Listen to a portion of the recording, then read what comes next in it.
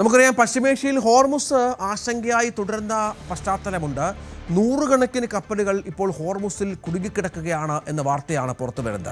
ഹോർമുസിലൂടെ ഏതാണ്ട് 200ഓളം കപ്പലുകൾ 135ഓളം കപ്പലുകൾ പ്രതിദിനം കടന്നുപോയിരുന്ന ഒരു പശ്ചാത്തലമുണ്ടായിരുന്നു. ഇപ്പോൾ അമേരിക്കയും ഒപ്പം ഇറാനും ഇവിടെ ഉപരോധം കടുപ്പിച്ചതോടെ ആശങ്ക ഗൗരവതരമായി മാറുന്ന സാഹചര്യം ഉണ്ടാവുകയാണ്.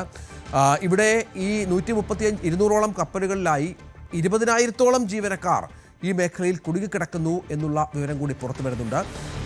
ഇത് മാത്രമല്ല, ഇതിനിടയിൽ ക്രൂഡ് ഓയിലിൻ്റെ വില വല്ലാതെ വർദ്ധിക്കുന്ന പശ്ചാത്തലമുണ്ട്. ഇപ്പോൾ $107 ബാരലിന് 107 കടന്നു എന്നുള്ള വിവരങ്ങൾ കൂടി പുറത്തു വരുന്നുണ്ട്. ഒപ്പം ബ്രന്റ് ക്രൂഡിൻ്റെയും വിലയിൽ വർധനവുണ്ടാകുന്നതൊക്കെ ആഗോളതലത്തിലാണ് വലിയ ആശങ്ക ഉണ്ടാക്കിയിരിക്കുന്നത്. പണപ്പെരുപ്പം എന്നുള്ള ഒരു ഭീതിയിലേക്ക് കാര്യങ്ങൾ പോകുന്നു. ചർച്ചകളെങ്ങും എത്തുന്നില്ല. ഇതിനിടയിലാണ് ഇത്തരം ലോകരാജ്യങ്ങളെ എമ്പാടും ബാധിക്കുന്ന തരത്തിലുള്ള ഇത്തരം സംഭവങ്ങൾ ആവർത്തിക്കുന്നത്.